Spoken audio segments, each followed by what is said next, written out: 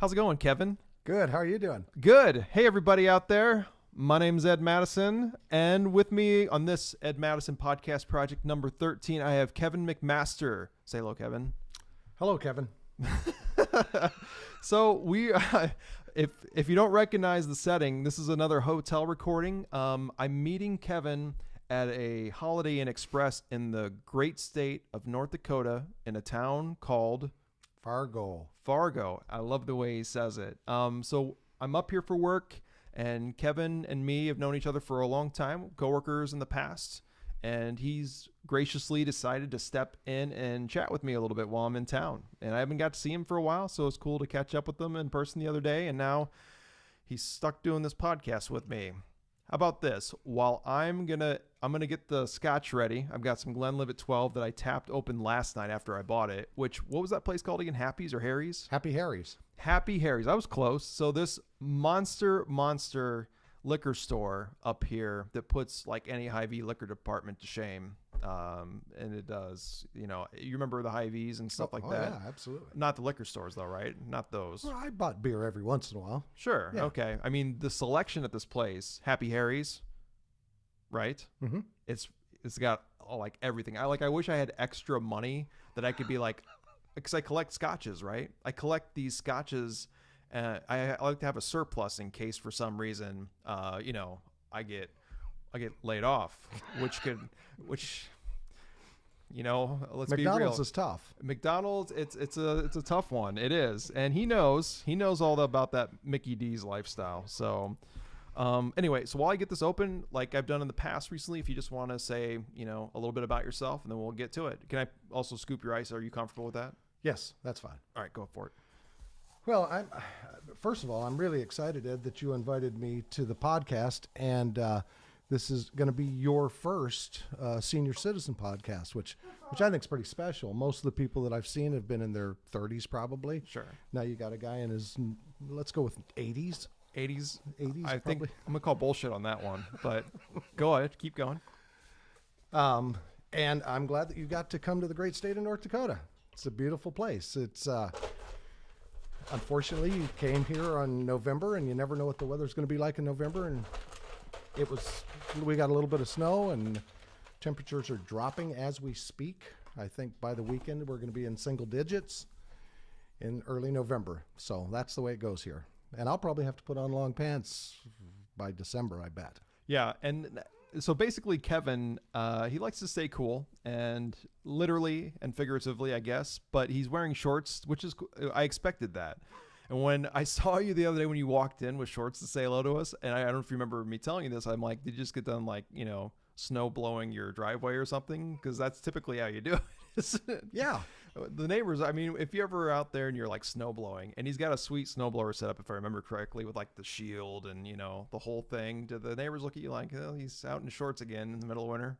Not anymore, but yeah, when I moved there 10 years ago, they're like, what is wrong with you? Yeah. And then I tell them I'm from Florida, and they really look at me funny. Oh yeah. So 10 years, at what point, how many years in did you get used to, you're like, yeah, fuck it, it's cold here all the time?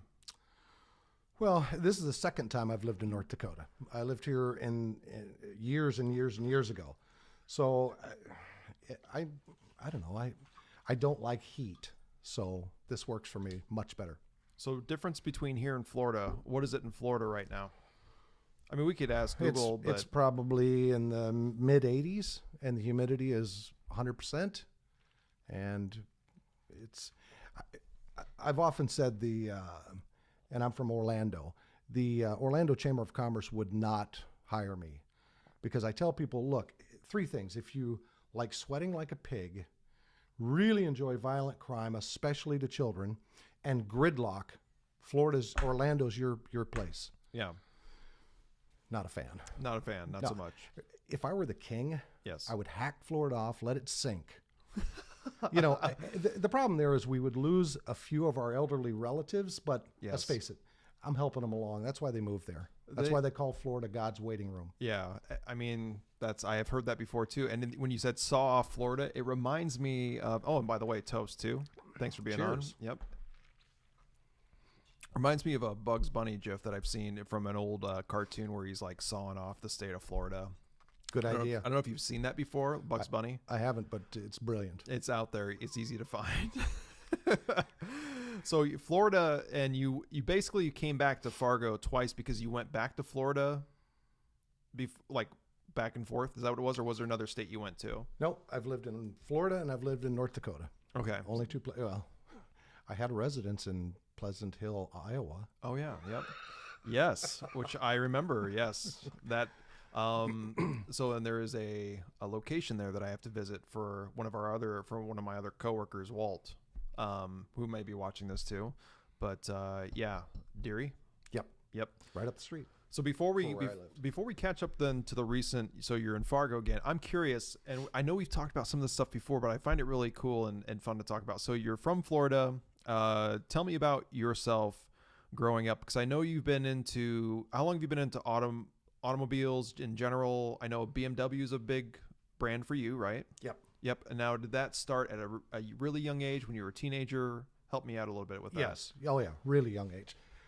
My dad, and after moving up here, everybody's kind of into domestics. It seems like old hot rods and stuff like that.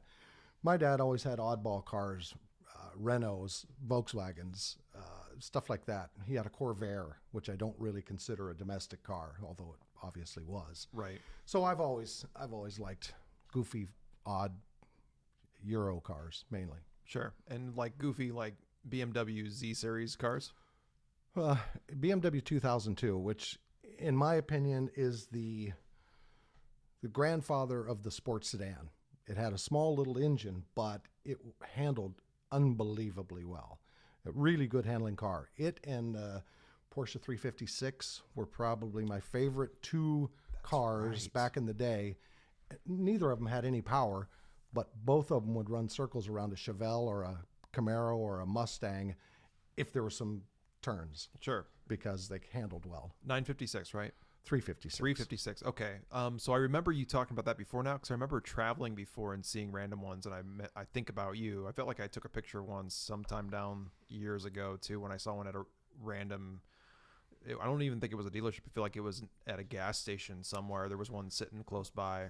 And I think that one was like a 924 Porsche that you took a picture of. Okay. So, and I'm glad you remember better than I do. I just remember it was like along that body style, right? And those are really hard to find at this point, I'm sure. The 356 Porsche is like the first Porsche. They started building them in the early 50s. They almost looked like Volkswagen Beetles. And they were built indirectly off of Volkswagen chassis because Ferdinand Porsche was the guy who built the Volkswagen, the people's car, for Adolf Hitler. Sure, the people's car. That's going to be an awkward first and last probably, but I love it. It's okay. He's telling the history, and I want to know the history. And I've said this before. The great thing about this podcast is I learn things, or I'm refreshed on things that I can then take with me and share with my kids. Like Adolf Hitler stuff. I'm just kidding, kids, if you're watching. So anyway. Not a great guy, but we wouldn't have Volkswagens. Yeah, I mean. So, it wasn't all bad. Sure. The Volkswagen thing was good. The rest, not so good, probably. Yeah, there's a lot of things he probably didn't foresee, like how the war ended and also the Dieselgate scandals and all that later on. So No, none of that. I mean, that's a big spread of, time frame there. But yeah, a lot of things can happen. So I remember that Porsche. I remember you're into that, and so you're into Porsche. So thank you for correcting me. Porsche. Porsches are things in the front of your house or the back of your house. Your front Porsche or your back Porsche. So what accent is that where you say Porsche or Porsche? I mean, is that like a Florida thing? Porsche? Front porch, Porsche. Get it? It's certainly not a car. Right, I get it. I get that part. Porsche, is that like Nissan is not Nissan, it's Nissan or something like that? Is that how that works? Yeah. Like you said Renault earlier? Renault, yeah. Renault, it's not Renault. No. Which I, of course, I'm sure you guessed I have said it that way forever. And everybody did. I mean, Yeah. I don't even call them Volkswagens anymore. I call them Volkswagens because... Is that technically the right pronunciation? I think so. And it makes me feel a lot hipper and cooler. Which is something that I enjoy. You are hip and cool. Yeah. This man sports the vest, the glasses, and the hair combo. I mean, I know we've got you got the headphones on, but it looks good still. Yeah.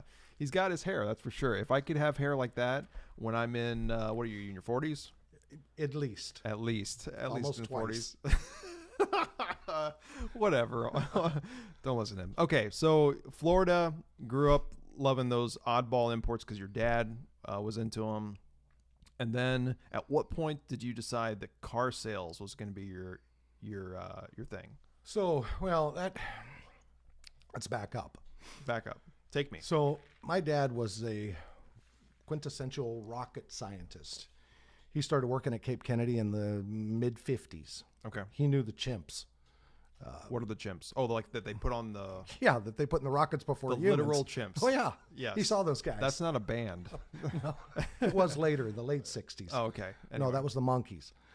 Yes. Anyway, they always used to ask him to go places, go put in rockets here or put in rockets there, and he never wanted to. But I was a senior in high school.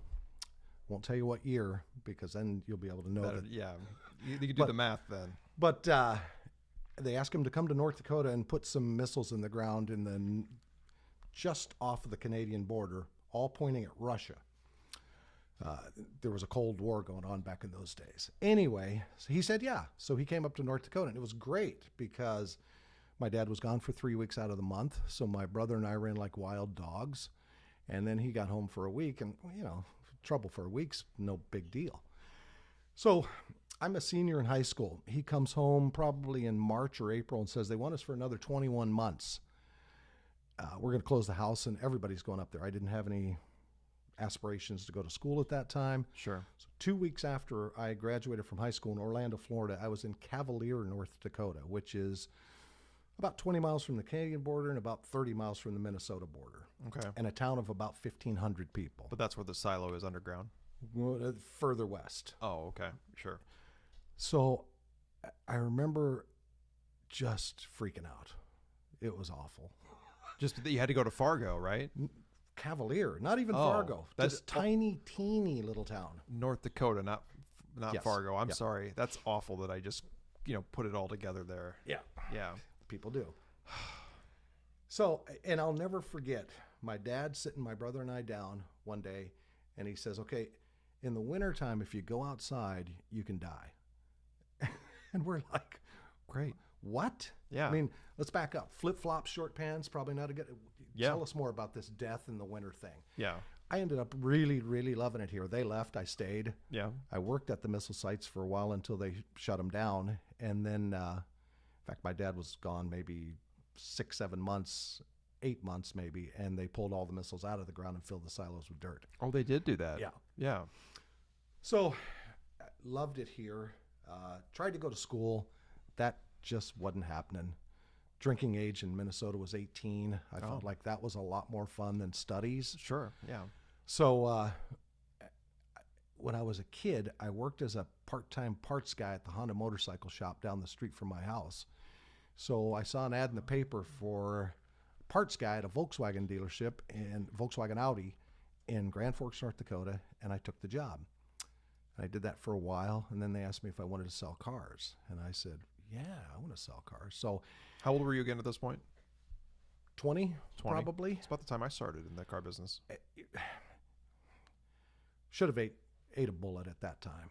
Yeah. Because you can't get out of the car business once you're in it. There's something weird about the car business. Yeah. I've been in it all my life. I stayed here for, like I said, about 9 years, moved back to Florida, married, divorced. And just always wanted to be back here. People are real here. And maybe some of the people watching will understand this. If you live in a big city and you say, good morning, people look at you almost with disdain. It's Yeah. like, Yeah. what are you even doing talking to me? Sure. Here, if you don't say something, you hurt somebody's feelings. They didn't just say it to say it. They want to know, how's it going? Yeah. And it's just a different deal. Obviously times change and population and everything has changed a little bit, but that's the way it is here, and certainly wasn't the way it was in Orlando, Florida. So Of course not. Yeah. so when my daughter, and I was a single dad for quite a while, when my daughter got old enough and she was out of the house, I reacquainted myself with a gal that I knew 30 years prior, and we went back and forth. I, at that time, was the general manager of a small GM dealership just south of Orlando. Great job, good money. She didn't want to move to Florida. Party foul. Jeez. She didn't want to keep move talking. to Florida. You're fine. So I moved to North Dakota with no job. So I'm that guy. Keep going. I'm listening. That moves to North Dakota from Orlando, Florida. From Orlando. I cannot believe I spilled that. There's if the camera hasn't picked this up, there's a pretty decent little lake here full of ice and whiskey on the table. I'm not even drunk, I promise. I cannot believe that happens. And really and truly, I think most of you watching would have probably expected the old guy to have done that. I start shaking and start slobbering and then start knocking stuff over. I like how you just kept it going. Like you didn't even stop. You're like, all right, do I roll with this or no, you got it. Yeah, so first time ever, and it happened to be at a Holiday Inn with Kevin, unfortunately, that I spilled my drink all over the mother frickin' place. Wow. Anyway, so go ahead and talk some more if you want. I'll be right back. Wow, put me on the spot here. Wow. Funny story, Ed. This friend of mine, when I moved to North Dakota, he was a year younger than I am, but in small towns you hang out with everybody. Right, you know everybody kind of thing. So this buddy of mine, and this is back in the 70s. Let's go back there. That's where it was. North Dakota was not a very diverse state. Let's just put it that way. So this buddy of mine, he was on the basketball team of the small school that he was going to, and they were going to the state Class B tournament. And I said, man, good luck. Have a good tournament. He goes, yeah, we're gonna get killed. I'm like, what? Why do you even say that? And he goes, they have a black guy. That's it. Game over. Game over, Man. And that's there was no diversity in the state until just recently when oil hit here, and then now everybody's here. I think it makes the state a better place, actually. Is the oil drilling still going on? Like it did, a few years ago? No, it's backed off. But it's still, we're still pumping tons and tons and tons of oil out there. Drilling is not happening as wildly as it was back in 2008 to about 13 or 14. But you're still pumping those dinosaurs out of the ground, though. Oh, yeah. Yeah. Drilling's real expensive, and when the price of oil gets down in that $60 a barrel area, it starts making it a pretty iffy situation for any kind of profitability. So when you were back and you were 20 years old and you were starting at that dealership you were telling me about, what was the price of gas back then? Oh, my God. If you had to guess. $1? That's higher than I thought. I don't know. 80. I do remember when I was a kid, my dad handed me the 1 gallon gas can and saying, run up the street and grab some gas. And he'd hand me a quarter. And he goes, you can get some gum or whatever with what's left. With the change, yeah. a moon pie, right? Yeah, well, I don't think there's enough for a moon pie, but I could get a couple of pieces of bazooka. A bazooka, yeah. I think even still make bazooka. I have no idea. I know they don't make moon pies, right? Sure they do. Do they really? Yeah. Yeah. I've seen them. I have you? Yeah. Where? Amazon? No. I saw something recently. Yeah. What were those pies that Hostess made? They had the fruit filling and stuff like that in it. They were. See, I was never into that kind of stuff. But what are those though? Are they just death in a ceramic bag? I don't know. Yeah. Ceramic.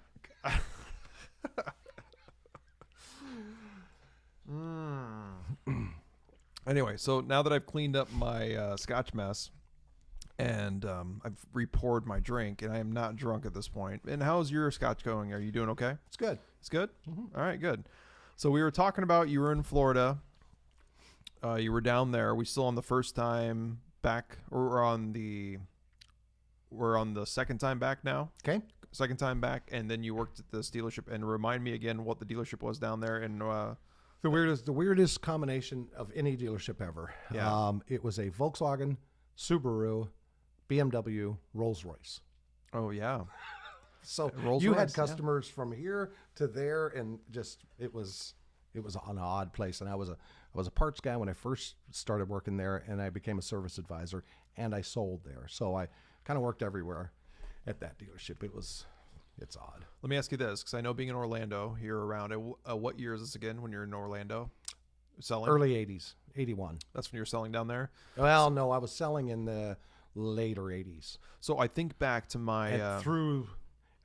And I left that dealership, went to a Porsche, Audi, Mercedes dealership and was a service advisor for a while. And then I went back to things had changed hands, and you know how dealerships do, buy, sells, and all that kind of stuff. Sure.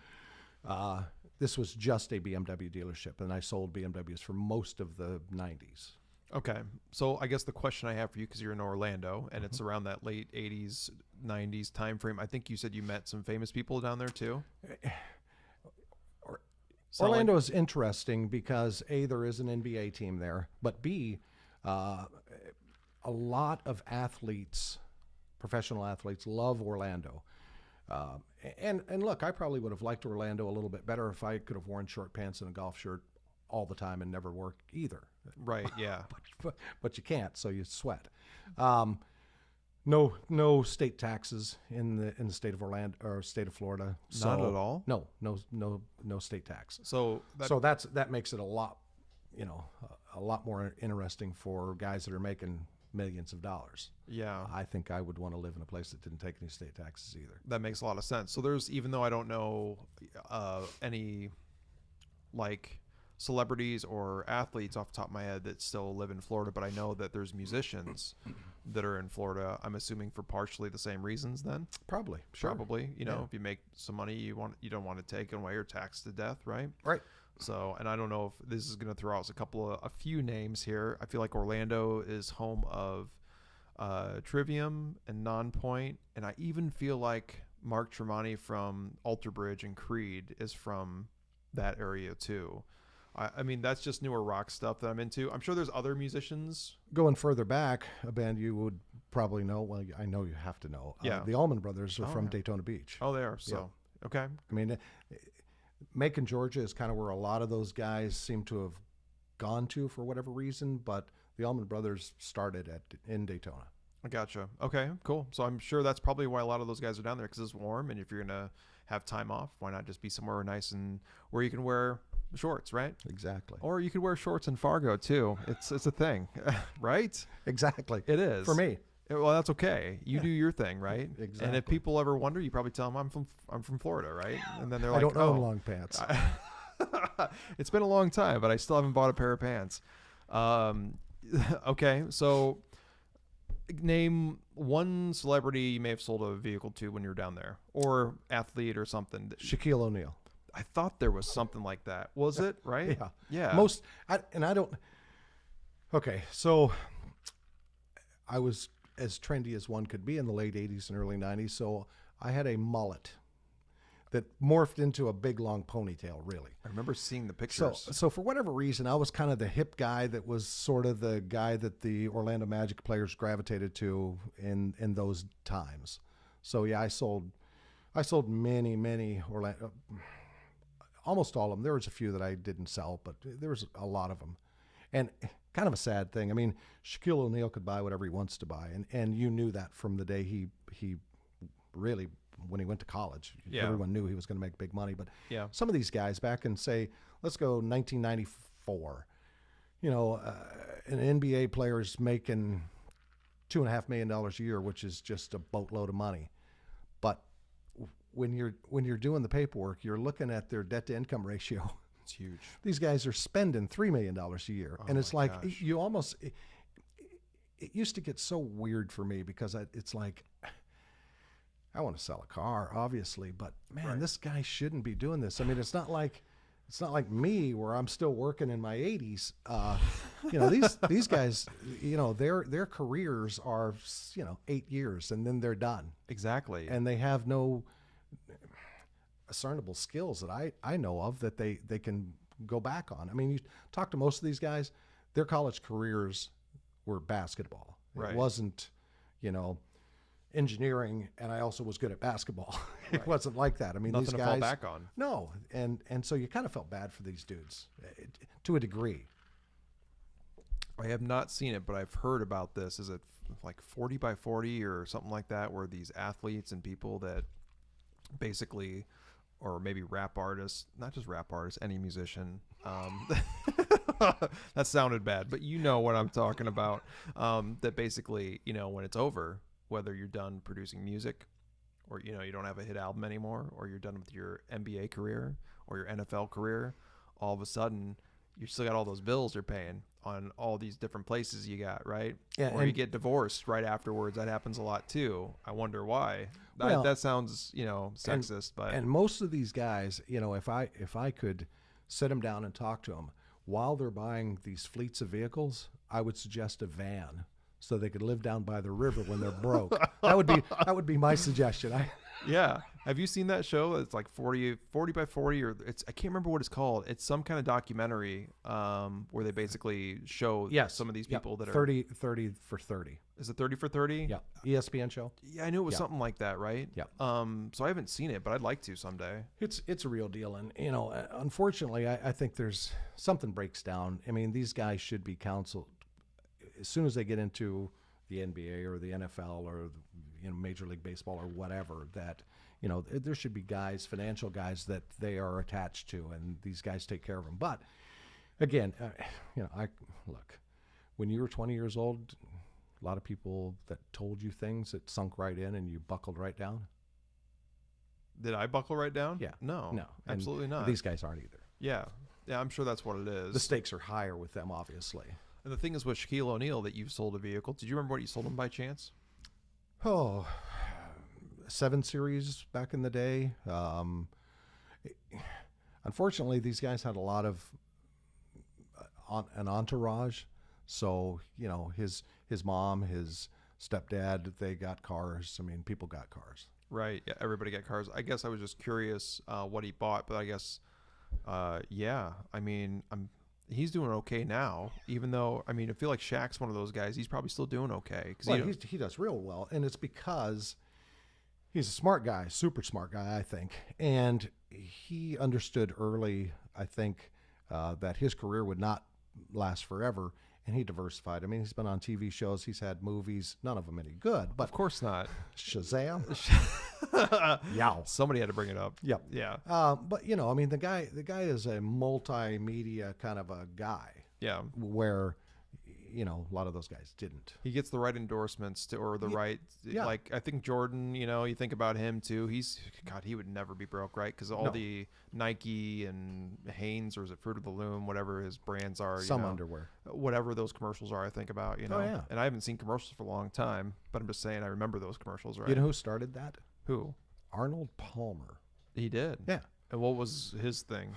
I don't remember what it was, but in the early 60s, and those golfers, nowadays you think of Tiger Woods and those guys that are making millions and millions and millions of dollars. Sure. Arnold Palmer, in the early 60s, late 50s, I don't think that guy made, $30,000 a year. Now, obviously, with inflation, that would have been a little bit more than it is today, but it wasn't a lot of money. Yeah. And he knew that, he needed to do something else. And so in the 70s and 80s, you couldn't watch TV without seeing Arnold Palmer hawking something. Yeah. He was selling Hertz rental cars before O.J. Simpson. Okay. So he's the guy that kind of got it started and made Wall Street understand that these sports guys are celebrities and people and people that regular folks wanted to emulate and be like, and hence be like Mike. Be like Mike, yeah. Did Arnold Palmer literally create the Arnold Palmer drink? He says he did. Okay. I think somebody 100 years, 200 years ago put some lemonade in a glass of iced tea and went, "Hey, this shit's good." He just capitalized on it. Sure. I wonder if he's got like a patent or something on it. Yeah. Yeah, so he's making money. Wait, is he? He's currently deceased. The family is probably making some good money still then. Okay, cool. So Shaquille O'Neal sold vehicles down there in Orlando. At what point then, again, how many years after you were back down there did you come back to Fargo again? And because you remarried, right? Is that what it was? Or you met up with somebody from 30 years prior, you mentioned? I was back in Florida for about 20 years. And then I moved here 17 years ago. 17 years ago. Yep. And he's still wearing shorts. Still wearing shorts. That's okay, though. So you've been here back this long.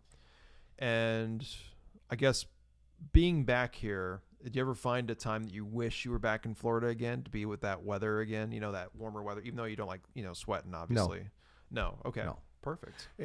If I were to pick the perfect place to retire to, probably be somewhere like Tennessee or Western North Carolina, somewhere like that. Somewhere that has like that. seasons, never really too hot, never really too cold, but But not Florida, though, where it's tax-free. Yeah, no, not Florida. Okay. Fair enough. Because you've been there enough already, you're Yeah. saying. Yeah. Yeah. And if you moved away from Fargo, you think you'd move back again? To Florida? Fargo. The North Dakota. I keep saying Fargo, but I should probably say more like North Dakota. My wife is born and raised in North Dakota. I don't see her ever leaving, and so I don't think I'll ever leave. No. Fair enough. Yeah. That's okay. So today, though, you're here, and currently you're not with McDonald's. No. But you are working for a company, and it's tires, right? And be more specifically, you're helping. How would you say that with the tires? So I work for the largest tire distributor, and when I say largest, in footprint in America, and we distribute tires. And so most people think, well, you sell to tire stores, Bob's, Live Bait, and tires. Not just those kind of places. The car dealerships, car manufacturers have all these programs that they want, and they force feed the dealers to do, and tires is one of them. I can remember back when I was, really until the late 90s, tires was something at the dealership that you went, oh, tires? If you look down there, there's a sign that says Goodyear. Go down there, talk to those guys. We don't do tires. Sure. And it was every dealership. Nobody wanted to mess with tires. Now you go to a quick lane at your local Ford dealership or at your Chevy store or whatever. There's tires being marketed, and they want to sell you tires. Yeah. And so I don't go to tire stores. I go only to car dealerships. Sure, to keep pushing their sales basically and supplying them, right? Yep. Is what you're doing. Mm-hmm.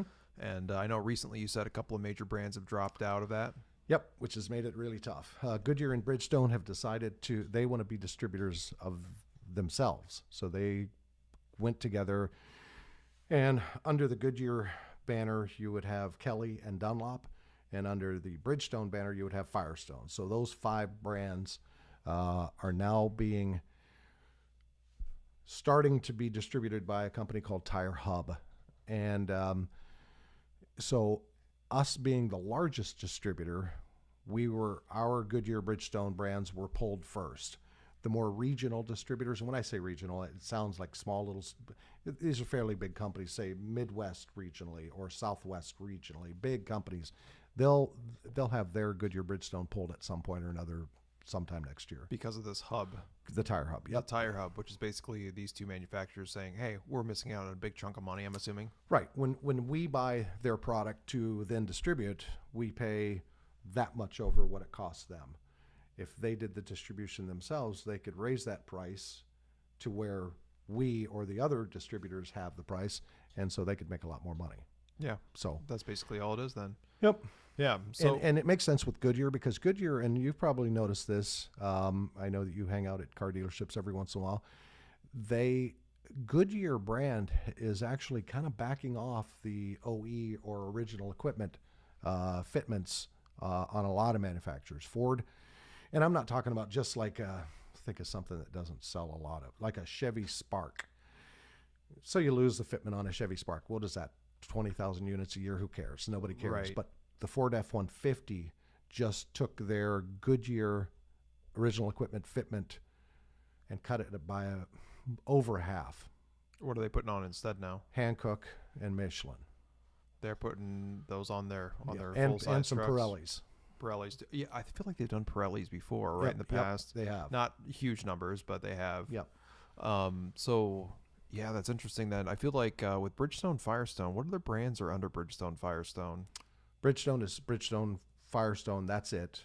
And Fusion. Fusion, maybe that's what I was thinking about. I forget Fusion because at the car dealerships we don't sell many of those. Sure, yeah. I mean, a lot of those cheapy tire, lesser brands, I'm sure some dealers probably don't want to, or maybe the opposite. Maybe they want to stock, but they're not OEM.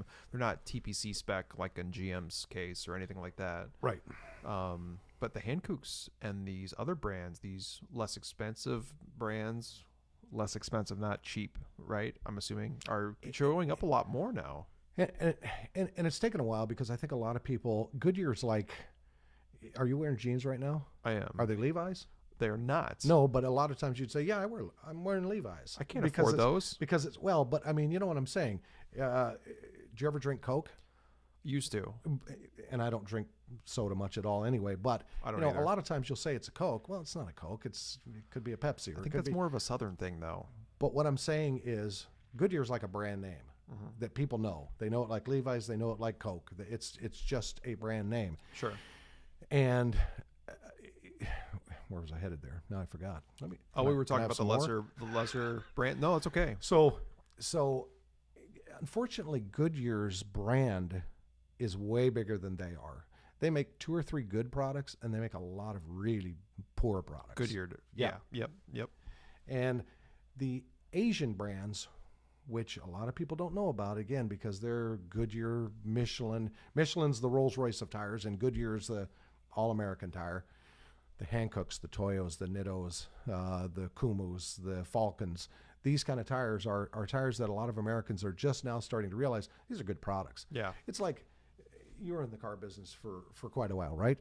Yes. So you know that when brands like Hyundai came in, everybody kind of made fun of them. Well, Right. geez, that's a Hyundai. That thing's a piece of junk. And it kind of was. It definitely was. Is it today? It's a lot better than it used to be. A lot better than it used to be. And the same with those Asian tire brands. When they first came in, they were cheap. They weren't particularly good. But now, I don't think in today's marketplace, and when I say marketplace, I mean worldwide, a global marketplace, you can't make junk. I mean, Right. you really can't. There is junk being made, but it's not doing particularly well because you can't do it. And so these brands are really starting to come in, and they're starting to be more and more OE fitments. Which makes sense. It's probably going to be less money too, but getting them a good product still, right? Like the Hankook situation. I remember the first time I saw a Hankook on a new GM product. This is years ago, and I'm like, oh my God, what is this doing on this vehicle? It was that kind of mentality that like the Hyundais and Kias is like, well, that's the way it is. But I know they're a lot better now. Up here where we are, pickups are king. And, yeah. And Toyo and Nitto, where they kind of made their name 10, 15 years ago, was desert racing and off-road racing. So, Right. So Toyo and Nitto are really, really the tire that a lot of pickup truck guys want, because it's got that off-road racing heritage that some of the other guys just don't have anymore. Yeah. No, I understand. Speaking of racing heritage too, I know we were kind of talking earlier off camera about this, but my mom, when she remarried after my dad, he worked at one point and still does for Bridgestone Firestone, and she moved with him. The family, they moved around, and basically, I don't want to say for sure what I think his position is or was, because I'm probably going to get it wrong, but I feel like it has to do with purchasing. Or fitting dealerships or not dealerships necessarily, or shops with the equipment. What would that be called? The tire balancers and everything else in between that's needed inside those stores. Like he took care of that. I feel like, I could be wrong. But yeah. So because he worked for that company though, I remember growing up when I was younger that he took me to see kart races. I've seen a couple of those. IndyCar racing. And I saw kart racing, like go-karts or Indy cars. So there was Indy and there was kart. Kart, I felt like, and I could be wrong, I'm going to double check this.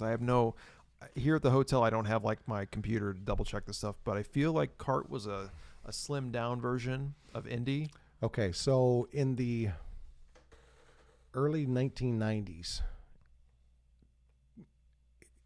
what the cars that race at Indianapolis, they had the people that ran that racing division. They had 2 different ideas, and the one guy whose family owned the Indianapolis Motor Speedway, he wanted to get away from the road races. Yeah. So they split, and kart stayed at road courses, and IndyCar racing Is that what it was? did the ovals. So there was still kart racing at ovals, Yep, though. yep. And then it didn't last long. It lasted maybe 6-7 years, and then I think it is now called kart, which is Championship Auto Racing. Yep, you know something. what I'm saying. Yep. So I went to one at Indianapolis Motor Speedway with my my ex stepdad, we'll call him, because that would be what it is. And then also we went to, what's the short oval in Chicago up there?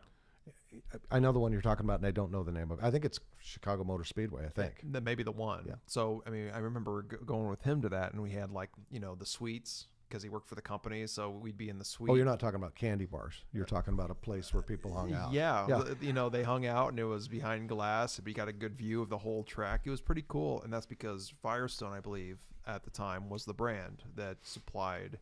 It was the only supplier for the kart vehicles. And I remember, too, when we went to the Indianapolis Motor Speedway one, and I was really young. Juan Montoya. I don't know if you're familiar with that. I'm not into like racing per se, like NASCAR and all that, but I feel like he went to NASCAR eventually too. But his success career started in kart racing. Yeah, and then he went to Formula One. Formula One, okay. And then he went to NASCAR. Okay. And now he's doing sports cars, which is a totally different kind of race. So he's all over the place then. Yeah. So you know about this guy then? Oh, yeah. Okay. I've been racing cars for a long, long time. Well, I say I haven't raced cars in many, many years. But yes, in the 80s and 90s, I didn't do anything but hang out at racetracks. That's cool. So when I saw that Indy one, though, Juan Montoya was kicking butt, you know, back then. And he was doing good that day when we saw him. It was the road course track version or whatever. Right. So that would have been a couple of weeks before the actual Indy 500. They always had that race 3 weeks prior to the speed week or speed month, which is May. Okay, cool. I mean, I was so young though, right? I don't remember much besides that I remember checking it out. It was fun, it was loud, and it was a road course track. But then the Chicago Motor Speedway was the short oval one. Yep. Which was pretty cool No too. banking, basically, just a flat round track and really difficult. Because because you're always turning almost, so the G's are just pushing the. Where the bankment usually helps you get around. It's much harder when it's flat. Gotcha. Yeah. So I guess, and I don't even know with like NASCAR and all these, who is the tire? Is it multiple tires or is it Goodyear or is it Firestone, Bridgestone? So IndyCars used to be Firestone, and I think it still may be. NASCAR is Goodyear.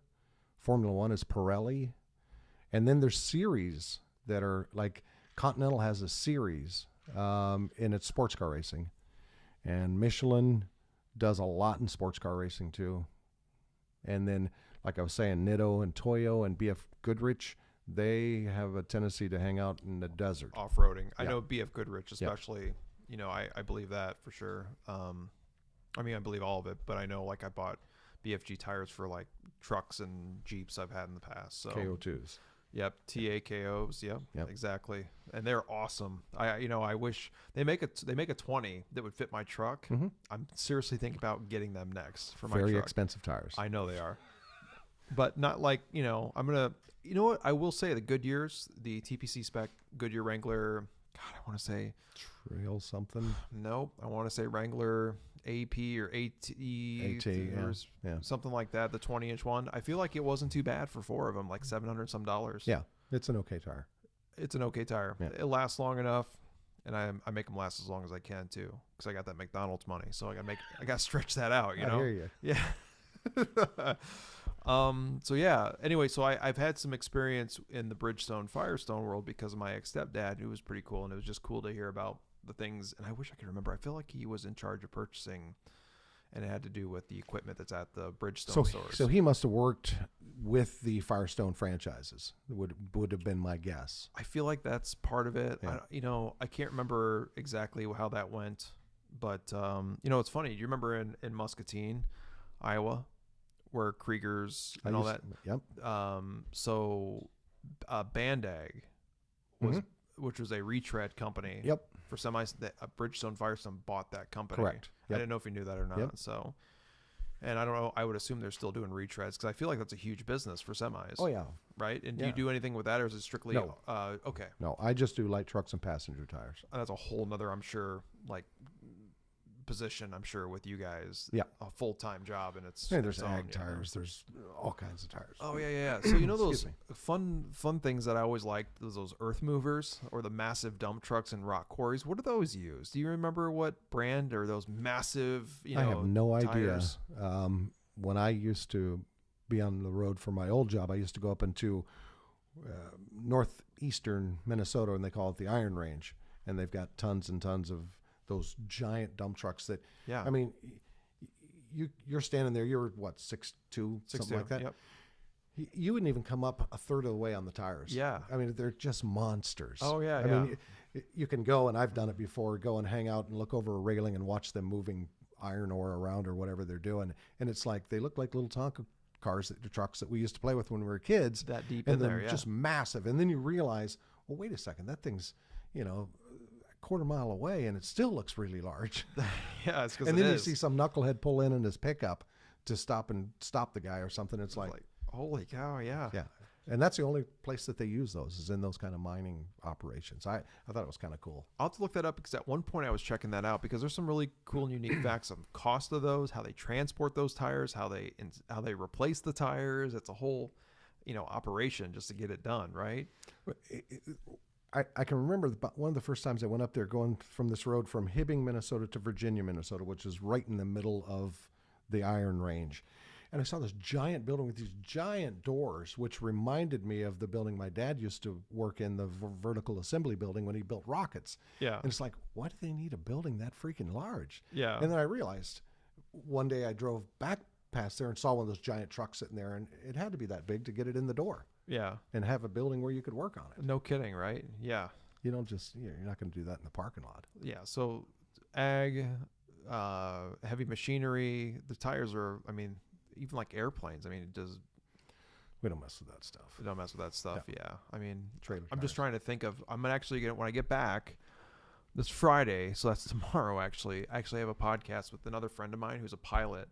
So if I remember, I don't know if he's Ask going to him about know. tires. He may not know, though, being a pilot. That's obviously a maintenance side of things, I'm assuming. Yeah. Right? But I'll try to remember to ask him about that. Okay, so tires, though.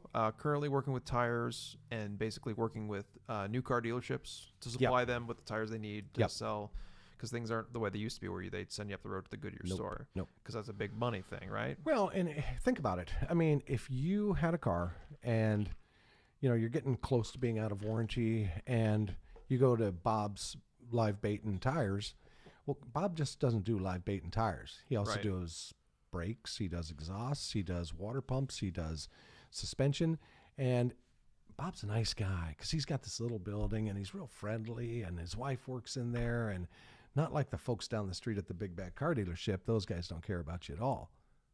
Right. Which isn't true. Right, yeah. But the auto manufacturers and even the dealers started to realize, wait a second, we're losing business. That's our business. We sold that guy his car, and now he's down there hanging out, eating homemade cookies and getting his oil changes and his brakes and everything done there because he went to get tires. They learned. Yes. So now, if you can be a full one-stop shop, why wouldn't you? And it seems it's working. I know it is. Yeah. You're always going to need tires if you have automobiles, right? Yep. Doesn't matter if the automobiles drive themselves. You're still going to need tires. Correct. Because there's unless they figure something else out. Well, I feel like over the years, air floating. Yeah, I don't know if that's going to happen in our lifetimes. So I don't even know if in my kids or your grandkids or kids' lifetimes, right? I didn't mean to say grandkids. To make No, I have grandkids, because I am that old. Whatever. So I don't think that time's coming, but it's funny because I've seen in the past, and you've probably seen this too over the years, like these companies that come up with they think is great ideas. So I remember seeing the spring-loaded like wheel tire combinations. They're not tires, but it's like a thin piece of rubber on the outside. Oh yeah, and yeah.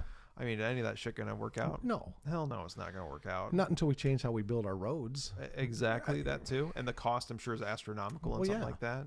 Yeah, it doesn't work that well. Just like the autonomous car thing. Yeah.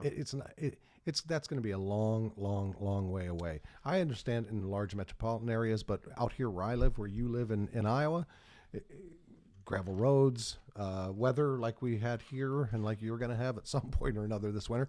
Well, it has to read something. And if it's white everywhere, it can't read a thing. It's supposed to snow back home this week too, man. Yeah. So, all of this stuff, I'd almost like to see it, but I won't, because I mean, any second. I mean, I keep 911. Life alert. I'm falling. I can't. Whatever. Get up. This guy's so full of shit. So full of shit. Anyway, so yeah, that's not gonna happen in our lifetimes. Nope. Both of our lifetimes. No. So I have a couple other things I wanted to talk about. And racing's kind of cool too. I forgot that you were in the racing too. Oh, you said you worked at a Honda cycle store, right? Back in the day. I feel like we may have talked about this before because I grew up different kind of. That's okay. I grew up a different kind of Honda enthusiast. You were more on the street side. No, dirt bikes. Okay, it was dirt bikes, not motorcycles, but dirt bikes. Where I was more trikes, 3-wheelers, and 4-wheelers and stuff like that. Did we talk about Elsinore models before? I felt like. I have 2 of them in my garage right now. That's right. Yep. That's cool. And I felt like they were. I feel like I may have talked to you about this. They were going to re-release, like a re-release an Elsinore model or something like that. Well, I don't know about that. They've got a new street bike that looks like a 70s CB, which was their street bike back in the day. Yeah. They've got a 900 that looks, I mean, if you look at it real quick, it looks like an 80s, maybe even a 70s sport bike. When I say sport bike, not the fairings and laying down and stuff, just so it wouldn't shock me if I would see something like that, because I think a lot of people are starting to think of this retro thing as being something that's real. Yeah. Something's coming back to the bikes too, you're saying, right? For sure. Yep. Yeah. So, I mean, that's pretty cool. The bikes, and you have 2 Elsinore models. Which years are those? Do you remember? Or of course you do. Right? So the Elsinore was a motocross bike. Yep. In, I want to say 74 or 5, they came out with a MR 175, and it was a Elsinore motor with a wider ratio gearbox and a tiny little headlight and a tiny little taillight. It wasn't street legal. It was an off-road bike. And then in 76, they made the MR 250, and they discontinued it in 77. I have 2 of the MR 250s in disrepair. In disrepair. Yeah. Okay. But you got them though. Yeah. Started putting them together. I took them all apart, sandblasted, and powder coated the chassis, their frames, painted the tanks and the side panels and all that stuff, and then life. How much did they cost powder coat those? The guy who did it for me, I don't remember. It was a few years ago. $100. $100. Yeah. So back in the day when I bought a old used Honda 250X 4-wheeler from a friend of mine who basically lived in town, and he just couldn't ride it anymore. But it was on its last legs, beaten and destroyed basically. I bought it dirt cheap, if for barely anything at all. Mm-hmm. And I knew it was on its way out because it smoked like a fiend and everything. I just drive it, and I was wanting to break it as well. The deal was, because my goal was, I was going to, and I had other 4-wheelers in the garage, I was going to rebuild that. I wanted to, and then after it finally gave out, I stripped it down and had the down to the frame, and life happened, and I never had a chance to finish it, unfortunately. And it sat there, and it sat there. All the pieces, I had everything mapped out, what it would cost to replace plastics and rebuild motors and, do everything. And I just, unfortunately, it got to a point where years passed, and I just never had the time to jump into it. So I ended up just scrapping it all. I felt so bad because I loved the idea of thinking about, I'm going to rebuild this quad, right? Mm-hmm. I just never got there though. I don't know if you ever had that over the years where you were into bikes and you did anything like that. No, but it's coming fairly close to the 2 in the garage. With the Elsinores, Yeah. And it's not that will never happen. They'll go to a good home. In fact, I put them on a marketplace site for vintage dirt bikes recently, and a lot of guys, what I wanted for them was, I think, pretty reasonable, and people said that they were, but I don't want to ship them. Oh, and my unfortunately, gosh, yeah. I live in Southern Canada, and the guys that wanted them lived in Arizona or Texas or something. Oh, and yeah. So somebody close to me will want it at some point or another. I mean, you don't. How do you don't ship something like that, right?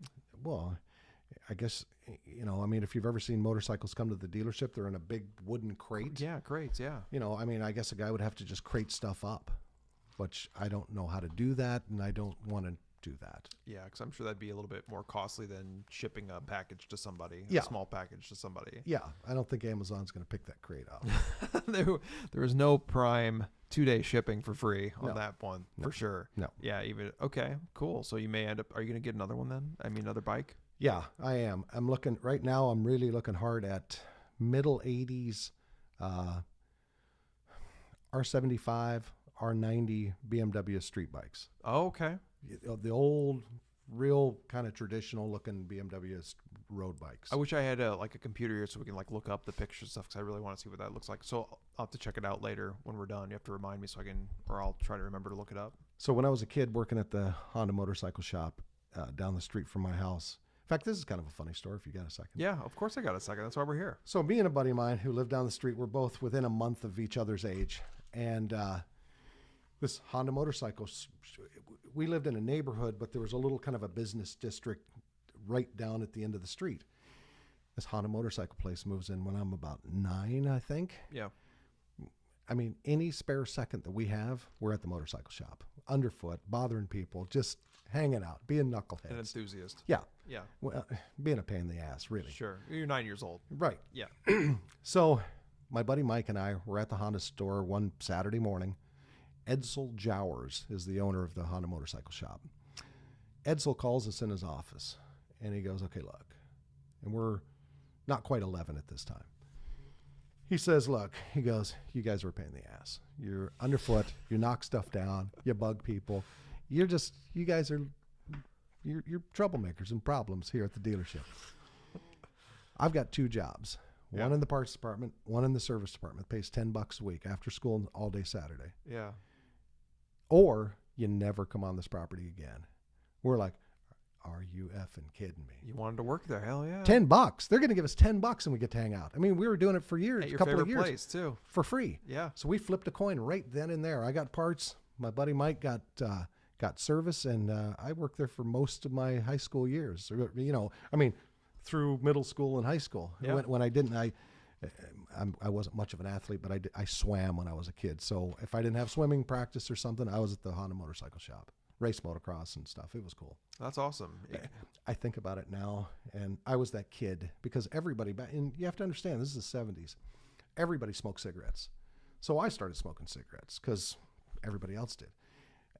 And I kind of look into the backside of my brain sometimes and think of myself as a customer walking in 1970 whatever, going, hey, I need a clutch cable for my Honda 90, and this 10-year-old kid turning around with a Camel regular hanging out of the side of his mouth.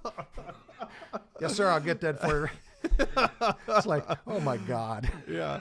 That's awesome. But, though. you know, it's the 70s, and I think that was pretty normal stuff back So then. when did the laws change where they were like, you have to be so old then to, you know? I don't know when those ever changed. But I do remember, were you in the car business when there was ashtrays in the dealership? No. See, I remember it was probably the early 90s when ashtrays went away. But, I mean, you had ashtrays. I mean, you wanted your customers comfortable. And if they were smokers, let them smoke. Let them smoke. You know? I mean, you didn't want them walking outside having a heater. You wanted them sitting right there talking to you. So They're getting the deal done. I was working at this one dealership, and the owner, it was a Cadillac BMW store, and through this buy sell, and it didn't last very long.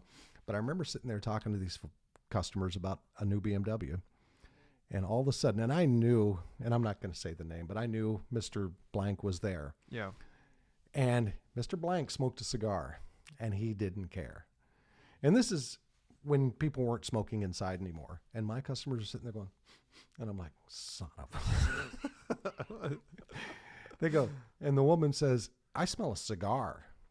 And here comes Mr. Blank walking by with his big old right? big old cigar hanging out of his mouth, and his 3-piece suit and his shiny shoes. I mean, that's the guy he was. Yeah.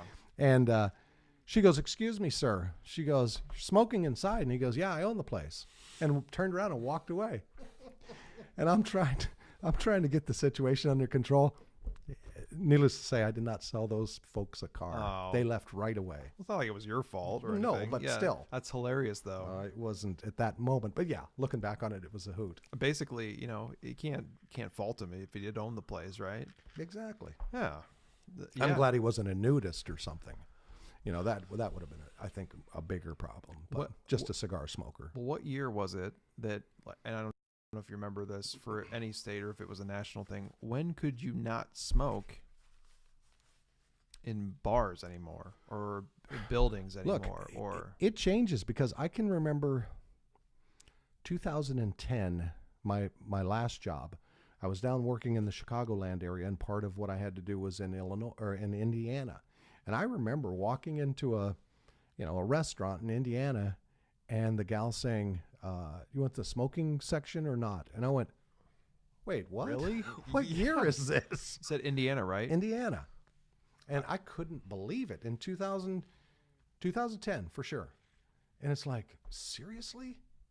You know, I remember back in the old days where they had the little glass partition that was about this high. You're sitting here with your date or your family, and those folks over there behind that smoke shield. shield that's about this high. Yeah. They're just heaters going all over the place, and that was supposed to take care of it. It's like, That's awesome. and I was a smoker for many years, and it's like, that's terrible. It is. Cigarette smoke while I'm eating, even while I was a smoker, I don't want that. Yeah. It's just awful. So me playing in bars as a part-time musician, wannabe rock star guy. So when I came into playing gigs at bars, it had already passed that there was no smoking in bars.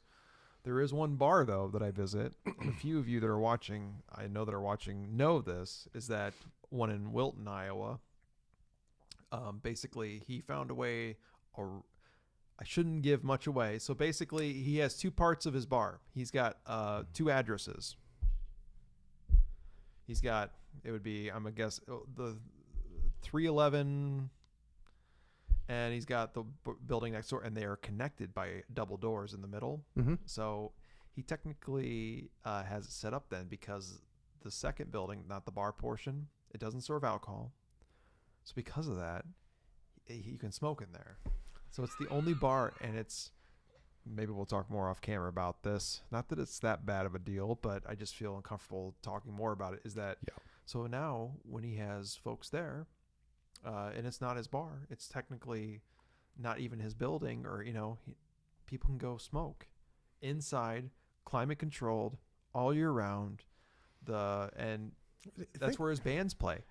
For what your hobby or your aspiration is, your whatever you call your music thing, think about it. Back in the 70s and 80s, I mean, every bar had everybody smoking not just pot, but I mean, not just cigarettes, but pot. And I mean, there's just smoking everywhere. Absolutely. So the thing is what I was getting at. You mentioned when you're eating, you don't want to smell that, right? Oh.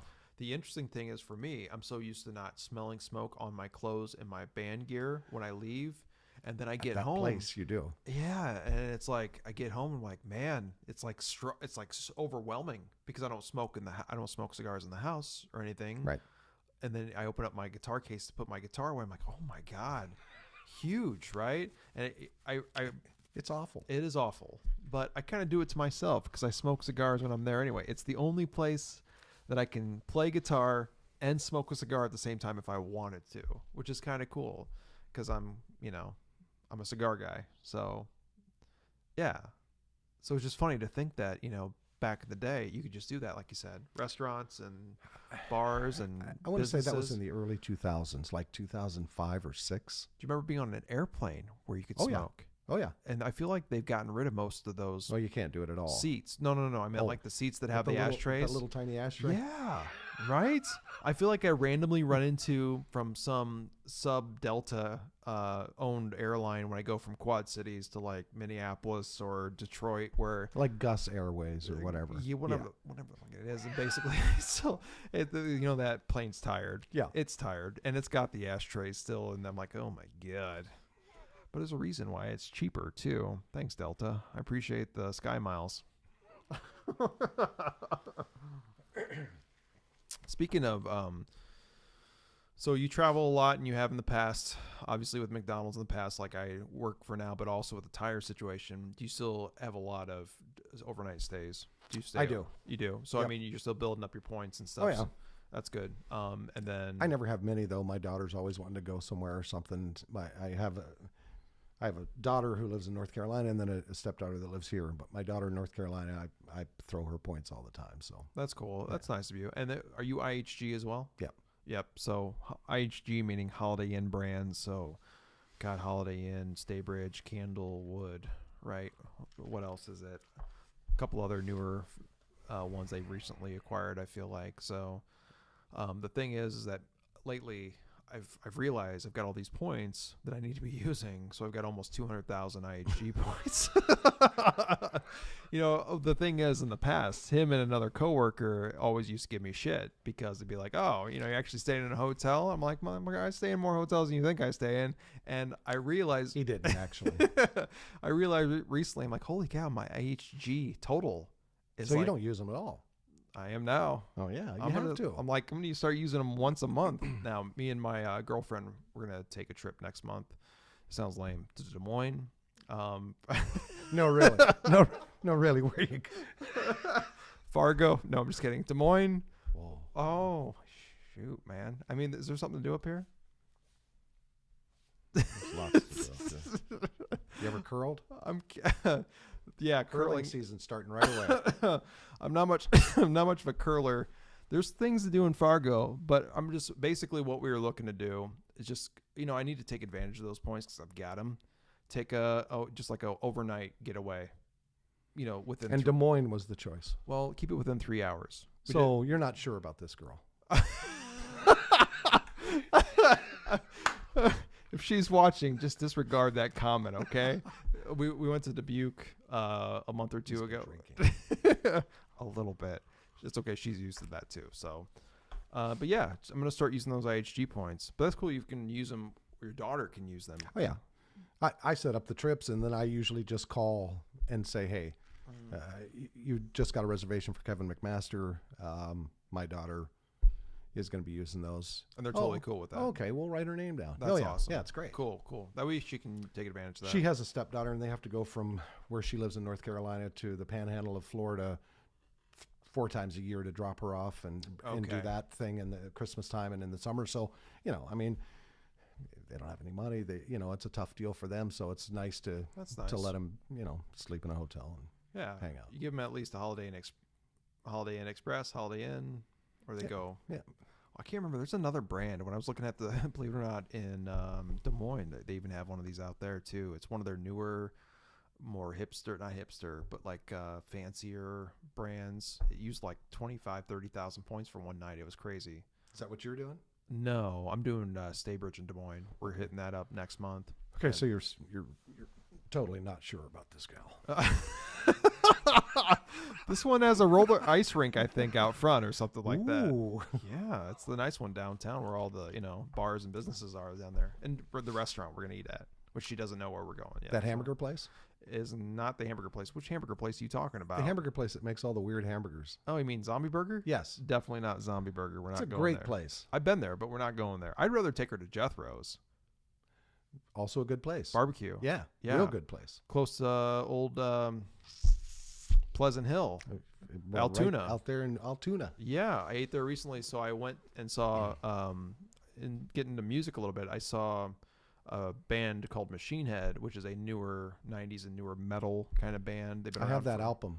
It's by Deep Purple. Deep Purple, yeah. So we went out to Woolies in Des Moines and caught a show. Me and my oldest boy and my good friend Brian Koopman, that's been on the podcast that I go to a lot of concerts with, and I took we went to Jethro's.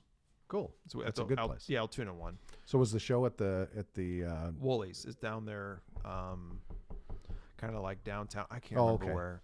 It's not too. So it wasn't a big show, because I know that they used to have shows. There's a water park kind of a deal right close in Altoona there, and I know they've had some shows there before, outdoor shows. It's not there. It was an inside one because this was like last month. So I mean, it would have been downtown, close to that Zombie Burger area, down there downtown. Right. I went to a show there when I was and maybe it was the same place. Pretty small place. Mm-hmm. Yep. Small place. I'm seeing blue doors, but I don't know why. What's the last concert you've ever been to? Who was it? You don't have to tell me when, but who was it? I just missed out on, and a buddy of mine offered to fly me down and had tickets and stuff for Halloween, which is a big festival, and I wish I would have gone 2 weeks ago. The last show I went to, I think, was like James Taylor. James Taylor? I think he's younger than I am a little bit.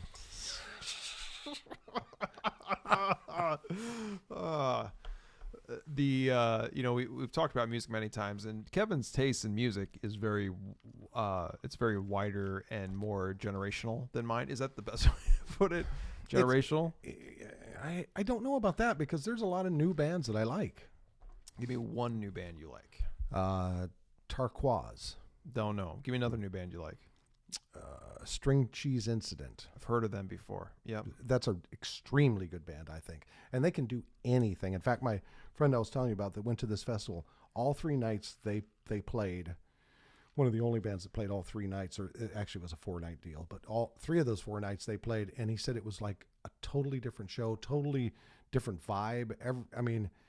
Anything from reggae to real pretty heavy metal and everything in between. These guys are just brilliant. Check them out. I like them a lot. So I've heard of them before, and I feel like I've even heard some of their music in the past. Because they've been around for a while. Yeah. If I remember Penguins playing ping pong. Familiar with them? I feel like I may have heard about them. That's before. a new band that I like a lot. Yeah. But so you are listening to some newer music, but it's mixed in with Southern rock, right? Southern rock I like a lot. I mean, always have. It's kind of my, back in the old days, that's what I listened to as a kid. Give me your top 3 Southern rock bands of all time. Allman Brothers, number 1 for sure. Never was a Leonard Skinner guy. That's okay.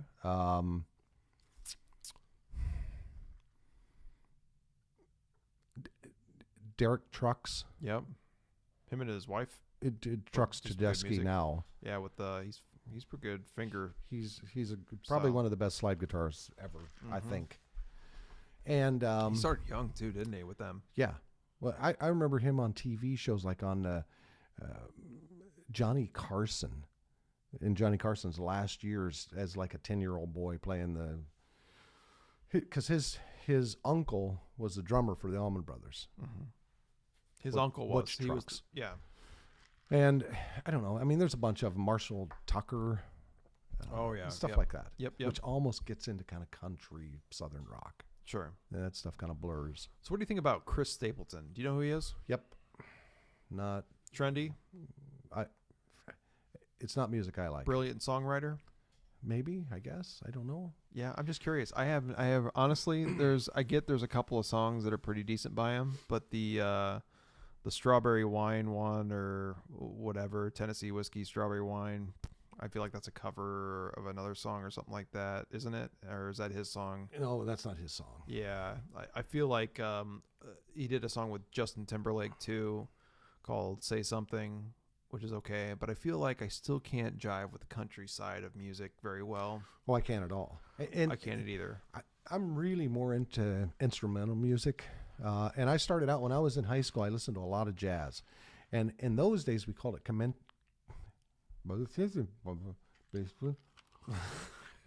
contemporary jazz. The more you drink, the easier it gets. Contemporary jazz, but it kind of morphed into that smooth jazz, that Kenny G kind of stuff that I totally hate. Yeah.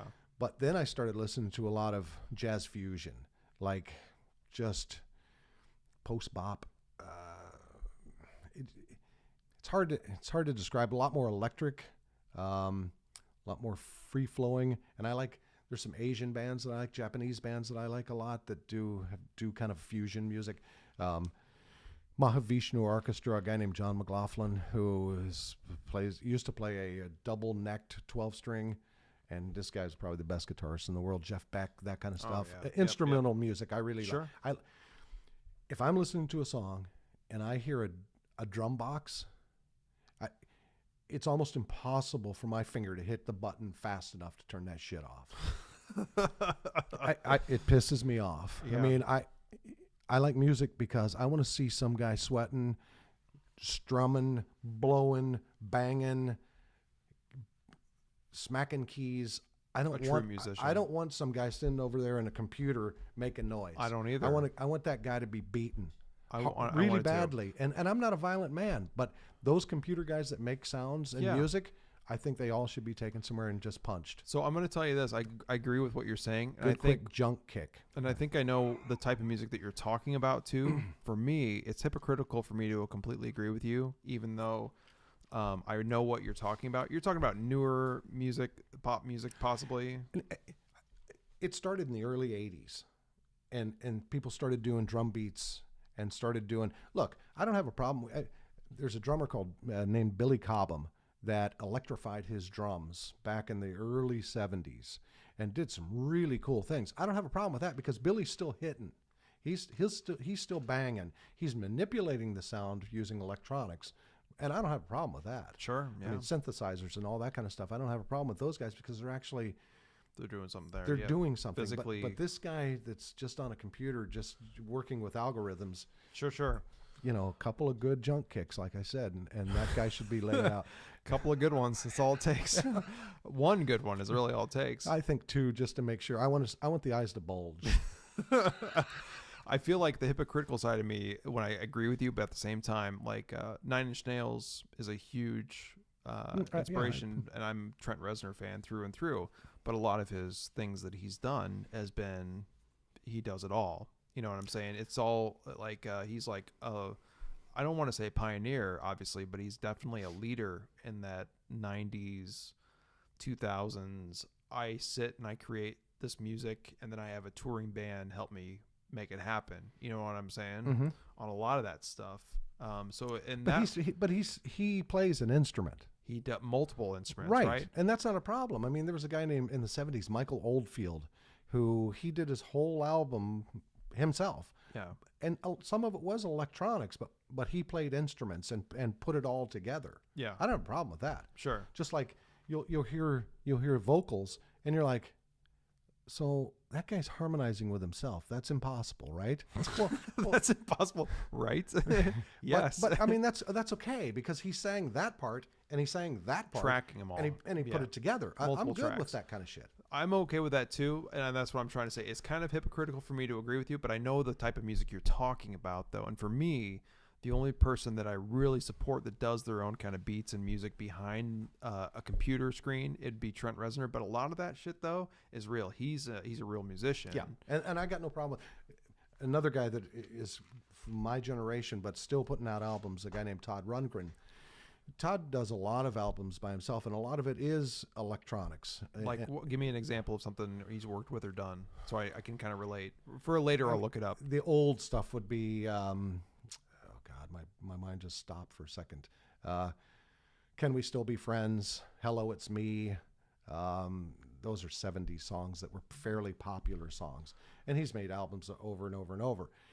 But I mean, he'll do drum beats and he'll do stuff like that, but he's a multi-instrument guy. I mean, he's a true musician. Yeah. But a lot of times he lives in Hawaii and he sits in his little studio and he makes albums. And I'm okay with stuff like that. That's like Trent Reznor. Yeah, That's basically I'm fine with that. Yeah. But like you said, when he goes on tour, he has dudes. Yeah, and touring gals. musicians. And even that guy that's singing harmony with himself, you know, you think, well, that's hard to replicate when you're touring. Well, you got, the Bob Johnson singers, and it doesn't sound exactly like the album, but it's there. It's good. Yeah. And I'm good with that. Yeah. So I'm okay with that too. We're on the same page. You're starting to mess around with the vocal solo gig, right? I've been doing it for the past year now, almost. Mm-hmm. Yeah. I got one coming up later this month too. That's pretty sweet. And it's not real. I'm not really a singer. I'm more of a guitar player that likes to hack my way through playing guitar and singing at the same time. And I feel like a lot of the music that I like to sing and play, it's more like slower, more depressing, kind of my generational 2000s and newer stuff that I really like. But yeah, I feel like that's going to come to an end because what's really so at the beginning of this year. And technically for the acoustic solo thing, that started in December of last year. Mm-hmm. I've had two projects I've started in the past year. The acoustic project and the podcast project. And the podcast one is definitely taking off a lot more than the acoustic project is. The only problem is the acoustic project actually makes me money. This one doesn't make me money because Glenn Livett, if you're listening, I would really appreciate that sponsorship now. I'm just saying. Or Balvenie too. Those are my top 2 favorites. I mean, I'm a whore. I'll go to whoever is going to offer. You know what I'm saying? So this is something that I really enjoy doing because it's fun to catch up with friends and just record those moments. The acoustic thing, it was an addition to me playing guitar in my band. You know what I'm saying? I'm tired of waiting around for my band to have a gig because of somebody in the band, not naming names, would be busy or personal issues or something going on, and it would be periodic. I'm just like, fuck it. So you developed at Madison Unplugged. I'll do my own thing because I know I can stay busy at my own pace, right? But I found that through this year because of how I did 1 a year this year. You're 13 though, and we're in November. That doesn't make much math sense, right? No.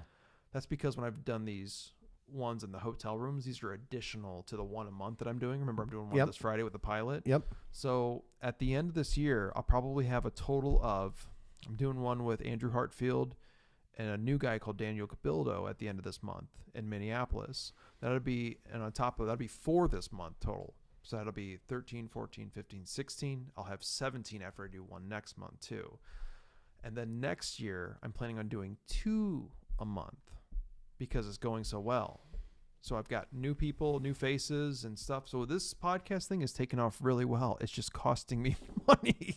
It's not bringing me money like the acoustic gigs brings me money back, right? Return. That's okay though. You should have your guests bring the stuff. I'm glad we decided this after my time. But yeah, Andrew said he's got some scotch or some old. He has some really old scotch he's going to bring a couple of drinks of, he said, for us to have. And my last guest before Kevin was Scott Rowland, and he brought me Miller Lite just as a fun surprise. Smart ass, if you're watching. And that was fun. But I mean, the thing is, like with scotch, it's not cheap, right?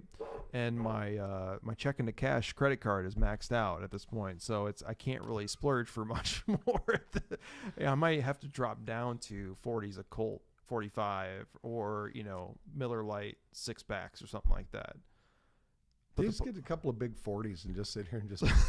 I should have brought some black tar. You know what I really don't. I forgot that was your favorite. Yeah. I really don't like diarrhea. So I'm going to keep drinking this instead because I don't get sick or I don't have hangovers. I've only been sick on scotch one time. That was with the podcast with Darren Peterson, who we drank a full bottle and then 2 sample bottles. And I drank a lot that night. And you could tell. Did you watch that podcast? I think so. At the end of that podcast, I'm like, are you still here? I'm like, we're done. So let's go back to your vocal thing. So if you could say, who your vocals are like, I mean, is there an artist out there that you think you sound a little bit like? I don't know. So here's the thing for me as a singer, I honestly hate hearing my voice, and I record almost every gig so I can learn from my mistakes. Mm-hmm. I do that with my actual band stuff too. And I look at myself and think, it sounds okay. I've had compliments tons of times, and I'm very grateful for all the people that have been supportive of me when I do sing and play. I would have to say it's probably just the ones that I'm just used to singing the most. It's like anything else, right? You get comfortable because you're doing it so much. The songs that I've done the longest are probably the songs I sound the best on, just because I'm not hesitating. I'm completely comfortable. It's like when you walk up in front of and you got to present in front of that crowd of people, and you've done the same fucking thing time after time after time after time, and you walk into it with no hesitation, and you got this, and your confidence is down, right? There's songs like that I feel that I'm pretty good at. Do you ever, speaking of that, and that's something obviously that I can relate to in my past, sometimes I would be doing it and it became so automatic that sometimes I'd catch myself going, did I already say that? It happened to me today. And you'd have to kind of stop yourself for a second. Have you ever done that with a song? Have I done that refrain? Have I done that? Oh, the chorus or the verse? Like, did I say it? Yeah. So are you wanting any more of this? No, I'm you should have not. So there is moments like that. And typically what it is, it's like when I get to a verse, I'm like, wait a minute, did I already sing this verse before? But by the time you realize that, you're like the first line into the verse, and you're like, just keep going. And half the time, people are doing this, not even paying attention, right? Right. Yeah. That's the thing as a musician. Here's the thing. I'm always hard on myself as a musician. Anybody that knows me really well knows that I'm hard on myself as a musician. But the thing is that nobody ever notices. Well, and it's the same with the job that I used to have. Sometimes I would leave the place where I would be doing some work that I used to do, and I'd get in the car and I'd be driving away and I'd go, I'm not sure that I mentioned this. Yeah. And then I'd feel really bad about it. And then I'd realize they don't know what I was going to say. They don't know. So,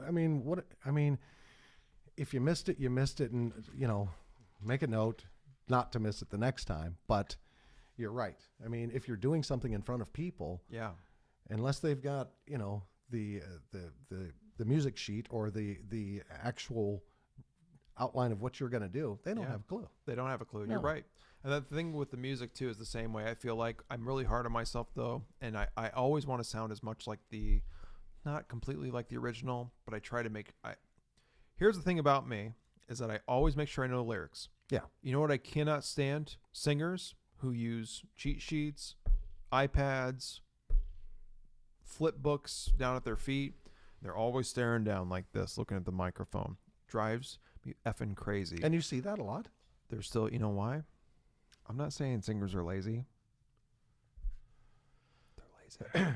So as a musician, though, you were just talking about going to a show in Altoona, or in Des Moines. You go to a lot of shows. Yeah. The past year, I think I only went to a couple, but typically, and I'll show you the pictures of the posters that are framed on my walls in my office. I've been to my ticket stubs I have back when they actually. I used to keep a lot of those. Actually, they don't even do that anymore. It's all will call shit anymore. Yeah. But you'd flash your phone and put it on the thing, and off you go. That's like an airplane or airport, right? Yeah. So, but I've got tons of stuff. I've been to tons and tons of concerts, right? Like you have too. Mm-hmm. So, but yeah, just really quick though to finish that up, and we don't have to talk about me singing and playing, which I appreciate you asking me a question. Sorry. No, I'm glad you did because nobody ever asked me questions. I will tell you that I enjoy doing the acoustic thing. It's probably going to come to an end because I'm still going to keep playing in my full band instead, and the podcasting that we're doing now is going to keep going and keep producing and keep being something stronger. You know what I'm saying? Mm-hmm. Or the acoustic thing was, like I said, in a time of my life, I'm like, you know what? I'm tired of being slow musically right now. I'm tired of waiting for the rest of the band situation to work out so we can be fully playing a couple or 3 times a month again. I'm just going to do my own thing. Oh. I started 2 projects. Again, this one has really came to my point where I'm like, this is more fun for me. Maybe it's because I'm getting older and my back hurts too, standing playing on stage. It gets worse. It gets worse. So that's why I'm going to probably keep doing this instead. And at some point in the future, before we move on to what you were just talking about, when you're ever in Iowa again, you can hang out and we'll do a podcast in my actual office too. And I think that'd be fun just to have you down there. If you're ever passing through someday. I want to come down and see you perform. That'd be cool. And in the full band, like Drew Pellet, and I don't know if he actually watches it or not, but he actually did come see me play. And he had lots of positive things to say about people, which I appreciate him doing that. But it's always fun to have a friend come see me play or a coworker because they can see and understand what it is. And I remember at the end, I don't know if it was Drew was drunk. He goes, "Man, you're a fucking rock star, dude." I'm like, yes. And see, for me, and we've talked about this before. That's not my musical cup of tea. That's okay. But I get it. Watching you, play your instrument, watching the other guys play their instruments, because I really am amazed. I played piano when I was a kid. Yeah. I tried to mess around with it a year and a half ago when I had nothing much to do. It didn't work out very well, and I kind of got discouraged and quit messing around with piano. But I love watching people play instruments. Well, you brought it to the hotel, you said, to practice too, right? Is that what you said before? I thought you said. Mm-hmm. Yeah. When you were traveling for work and everything. Yep. Yeah, I'd love for you to come see me play sometime. That'd be awesome if you're in that area. I need to. It'd be fun. So I appreciate the question on the acoustic thing. It may keep going only if people call me back. Cause I've rebooked shows at bars as the solo acoustic as well. Mm-hmm. So if they keep asking me to come back, I'll come back, but I'm not actively booking anymore. Instead, with this podcast, I'm booked out 2 a month now through April of next year. That's cool. Yeah, so it's working out pretty good now. I think 2 a month is probably my max though, because I feel like, I don't know, this is fun, right? Doing this and just hanging out. I mean, we don't even, how long, we've been doing this for an hour and a half so far. I had no idea. It just fucking passes by. And I still want to talk to him about a couple more things too before we're done, but that's why this is kind of fun for me. Actually, before we're finished, Yes. done's like if you're cooking a chicken. Is the chicken done? Inspiration and, words that I could live by here. So I know I cut you off earlier because I was drunkenly talking about the rest of the acoustic thing you asked about. Was there something I missed you were talking about? No, I was just asking about concerts and stuff. Let's do this. Music, one more thing, because I got to talk about this. And we were talking about this off camera. And if it leads elsewhere, that's fine. But Joan Jett. Before we get there, the first, when we worked together previously, I remember I feel like the first venue we worked at for a tour type thing, it would have been somewhere, I feel like it was somewhere in Minnesota, North Minneapolis or some venue. Joan Jett was going to play there that upcoming weekend. Yeah. And they were playing I Love Rock and Roll. Fucking kill me right now. So that was playing over top at this, was it a casino or I think so. I can't remember where it was or what the vehicle was we were touring for back then. But do me a favor, Kevin, back when he was in the star-studded Orlando days of his life, Florida days, can you please take us through that? Well, I mean, when I moved back, I met this gal. We got married. We had a child very quickly. I was a poor guy that worked at the car dealership in the parts department. My wife worked retail. I needed to make extra bread. A guy that I met through my mom, he lived in her neighborhood. His dad did rock and roll show promotions. So, and they were called Beach Club Productions. I don't even know if they're still in business anymore, but they would do a thing at the big Citrus Bowl in Orlando called the Rock Super Bowls. And they would invite a number of big name acts. And it would be an all day to late at night concert. And I would work him, and he'd pay me, $300, $400 a weekend, which is, big money for a poor guy with a new kid and stuff. $300, $400 a weekend is still good today. Yeah. Though. And, I'd have to run errands and pick up stuff. The stories that I've always heard, it wasn't that obnoxious, but I do remember one time having to find a particular ice cream for Journey, the band Journey. Steve Perry? Yeah. Neil Sean? Neil Sean. Yeah. The guitar player. Yeah. Was it Steve Perry? No, Steve Perry was he in Journey? Steve Perry was in, yeah. Yeah. Was he? Anyway. Steven Tyler was Aerosmith. Yes. Okay. Steve Perry, I thought was a singer for. Yeah. Yeah. I think you're right. Anyway. Regardless. So one of these shows we're doing, Cliff, the guy that was running the thing, he tells me, I need you to take Joan Jett to the airport. I'm like, cool. Okay. And he had a late model BMW sedan, so it was always cool for me to go out and, drive his car. So this individual gets in the back seat of the car. Joan Jett. And yes. And she'd been off the stage 2 hours probably. And there's showers in the big, they call them trailers, but you know what I'm talking about. I mean, it's a big, almost like a semi trailer that's decked out as a where they used to hang before and after the show. She gets in the car. Obviously, she had not bathed. I'm thinking that week. I'm not just that day. I'm thinking that week. Gross. Yeah, it was really, really, really. Joan Jett looks gross the way it is, but. So, get in the car. She mumbles something. And I, try to be a real nice guy because I want to be a friendly guy. And hey, she's a rock star. We take off down the Beeline Expressway and we're heading out to the airport. She starts knocking Orlando, telling me what a shithole it is and how these people are just the worst people at a concert she's ever seen. Where's she from originally? Do you know? I have no idea. Hell? Okay. I think hell. Yes. Continue. Carry on. And I mean, it was all I could do for not just stomping the brakes, opening the door, kicking her in the junk and leaving her on the side of the highway. I really wanted She could have junk. Literal junk. You never know. Very possibly. Yes. And of course, I just grit my teeth and I just kind of nodded every once in a while. She's just ranting. I don't know if she was drunk. I don't know if she'd been, I don't know. So But she's basically belittling your just area there. anything and everything. Yeah. There wasn't a positive word that came out of this individual's mouth. And I keep saying individual because I think woman is not the correct word. So to flip that, we not only did these big shows, but we did single shows too. And I don't know if you've ever heard of Highlight. Do you know that game? No.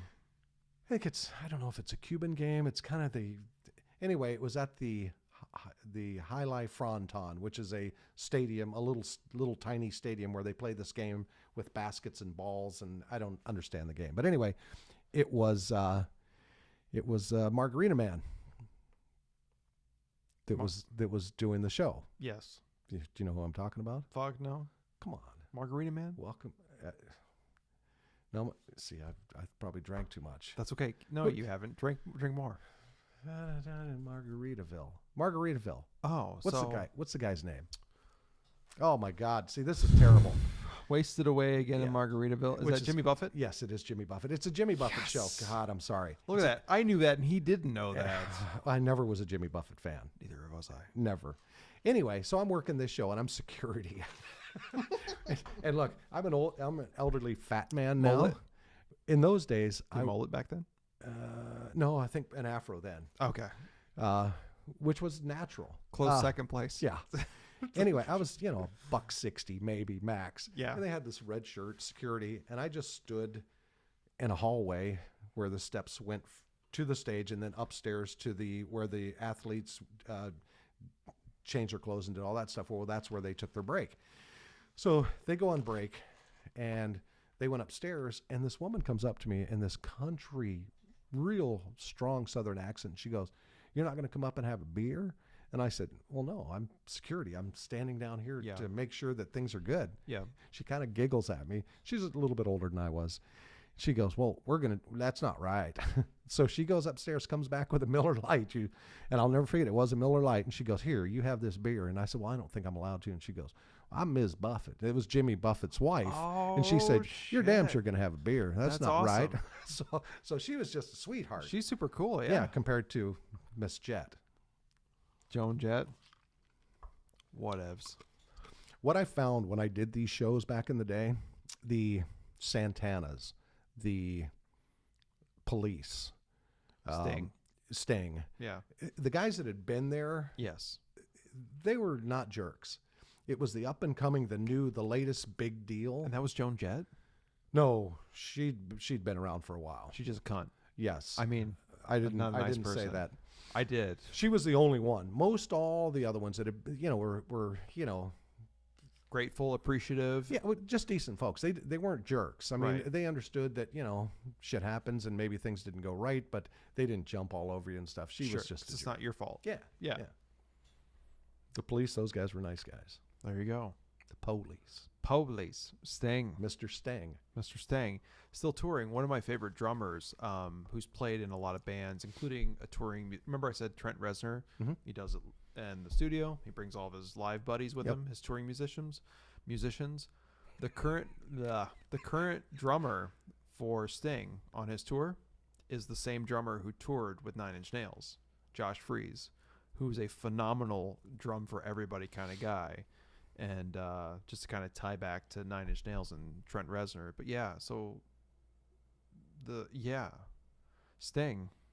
Didn't give a shit about Sting until Josh Freese was posting Instagram videos of him playing with Sting.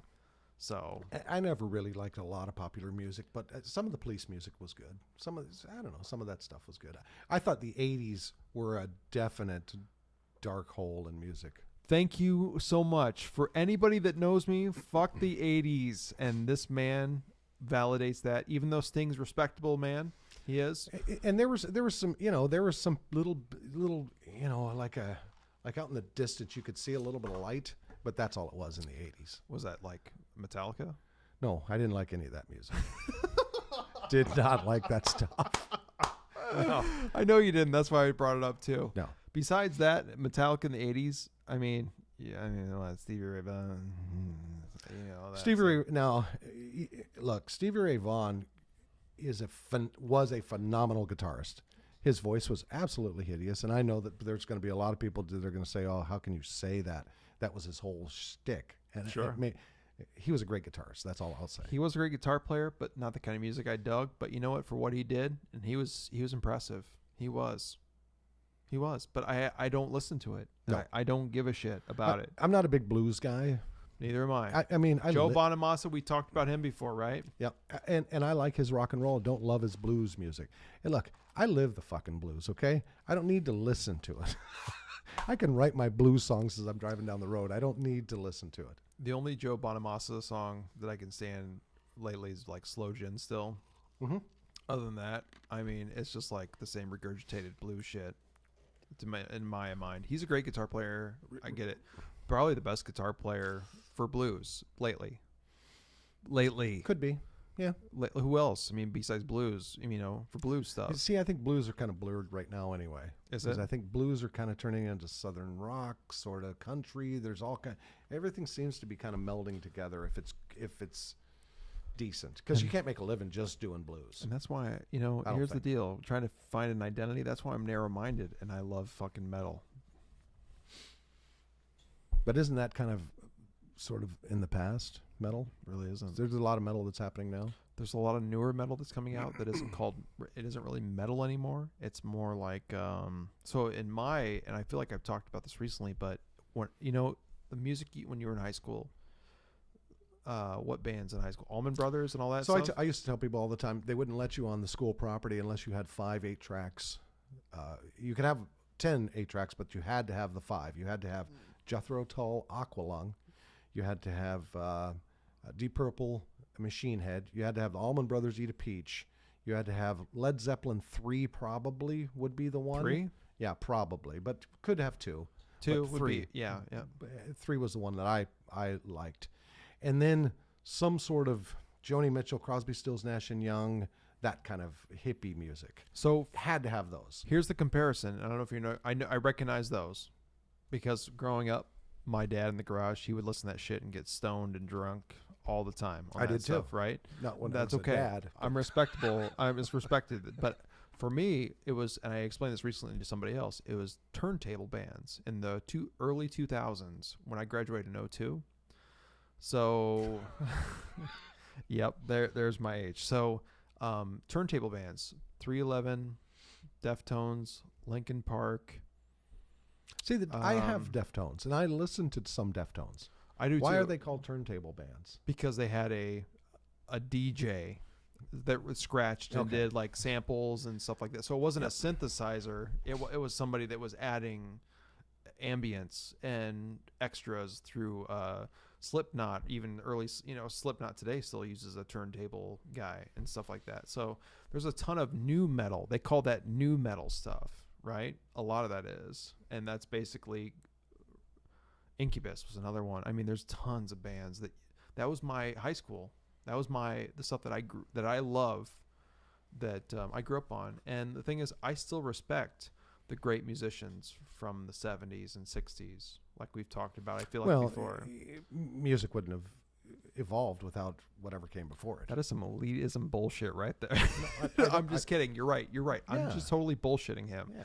You're completely right. I respect that, and I will always understand that too. I mean, I don't care what music you listen to today. If you really pick it apart and really just start pulling the leaves off of it, you're going to find music that was played in the 50s. So I bullshit him right now. He knows I'm joking with him, but the thing is, my kids, they come up to me with these bands. You have goats? What did I say? Kids. I got kids. They bring up to me these bands, even like Fall Out Boy, that was like when I was in the 2000s, past 2000s, out of high school, and there's these like punk rock there was a new wave of like punk alternative rock stuff like Fall Out Boy, My Chemical Romance. I'm drunk enough I don't remember, but they bring up new Fall Out Boy, and I'm like, wait, that's not the Fall Out Boy I remember that was rock and punk and stuff. It's like punk stuff. It was. Now they're like sampled and, it's more poppy than it was before. So I feel like, I guess here's a lot more production.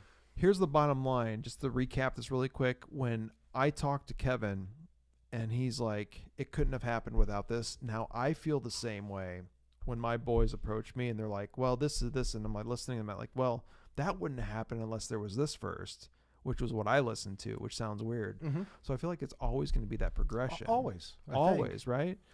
until the planet just explodes. And here's the thing. Zeppelins, 2, 3, whatever one you want to favor, you know what I'm saying? I respect that 60s, 70s stuff that was completely music instrument driven. The problem is a lot of this new shit, like that newer Fall Out Boy and all this stuff my kids listen to, the pop music, it's that person that's a computer hitting a button, right? That's basically it. No creativity at all. Right. Or they're buying music from somebody else and they're sampling it into this computer music that they made, which I think is awful. It's disappointing is what it is. It really is. And I feel like an old man when I talk about it like that too, but it's true. That's how I feel. Makes me feel like I'm dead. Dead, whatever. This man says he's in his 80s, more like he's in his 40s somewhere. Do you ever see a man in the 80s with that kind of hair? Never. That kind of style, I mean, that Izod vest, it doesn't get much better than that. It's becoming a drunk fest. Holy shit. You know what? We've been doing this now for a long time.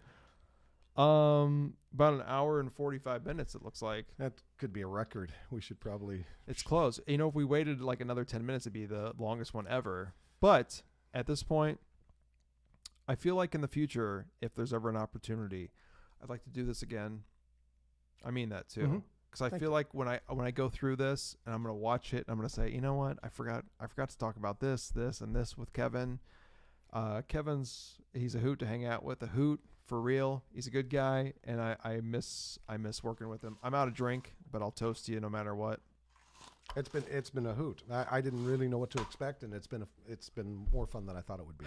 It's just bullshit, and that's all we do here. And if anybody actually watches to this point when we're an hour and 45 or ish minutes in, whatever it is, I hope that you call out for Kevin to come back, because I will. Always good seeing you, brother. Always good to see you. Yeah, thanks for doing this. And in the Holiday Inn Express of Fargo, North Dakota, do you want to send us out with anything? I think it's pronounced Fargo. Fargo. Don't you know? Fargo. Oh, yeah. Yeah. One thing I never seen, not to keep this podcast going, I've seen the movie. I haven't seen the series yet, but I want to. The first one was good. The second one wasn't as good. The third one was you're good. Saying. Yeah, seasons. Okay. And I will tell you, and anyone who's listening, if you've never been to this area, a lot of people think that movie Fargo, the dialect was a caricature of something just kind of made up. It's real. I mean, it's real. And I'm going to tell you right now, this week I was in Bemidji and Brainerd, Minnesota, and that's where it's the realest. Where Larry's from? Yeah. Hogley? Yeah. I mean, it is. Those folks talk like that. It's kind of weird. My stepdaughter, in fact, this afternoon, I said, "Are you going to grab that bag?" And she goes, "It's not my bag. Bag." And I'm like, "I didn't say bag. I said bag." She's afraid of dragons. Dragons. Not dragons. Everything is a long A in that dialect. That is so funny. It's not really. It's weird. There's two things this week I did not ever expect to happen. Me to be in Fargo, no offense, and me to do a podcast in Fargo. And we've done both. I'm glad. Thanks, sir. Yep. Handshake too. You were going for. Kevin McMaster, give me a send off. Give me a pose here. And we'll see you next time. Actually be tomorrow. Peace.